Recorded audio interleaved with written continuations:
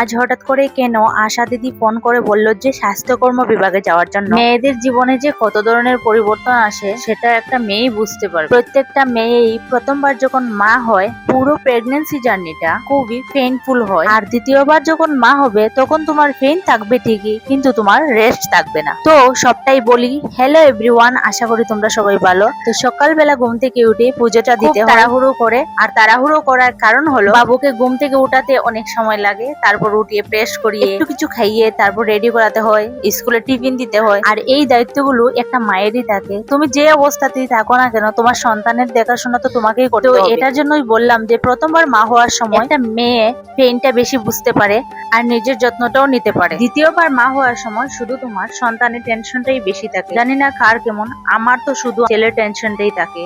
এই যে দেখতে পাচ্ছ আমি আর মেয়ে চলে যাচ্ছি স্বাস্থ্য কেন্দ্র বিভাগে। তো ওখানে গিয়ে বেশি সময় লাগে, খুব একটা দরকার ছিল না, না গেলেও চলতো যেহেতু আমাদের প্রাইভেট ডক্টর ধরা আছে। ওখান থেকে এসেই দেখি বাবু স্কুল থেকে এসে গেছে, ওর পাপাই নিয়ে যায় আর ওর পাপাই নিয়ে আসে। এটা হলো আমার হাজবেন্ডের ডিউটি, আর বাদ বাকি বাবুর যত কাজ আছে সব কিছুর দায়িত্ব আমার। তাই তো আমার দ্বিতীয়বারের প্রেগন্যান্সি জার্নিটা খুব সহজেই চলে। আমার বাবু নিজের হাতে কোনো ভাত খেতে পারে না, ওকে ভাত খাওয়া থেকে স্নান করানো, ঘুম করানো, এভরিথিং আমি করিয়ে দিই। এইভাবে কাটতে হলেই আমার দিনগুলি খুব তাড়াতাড়ি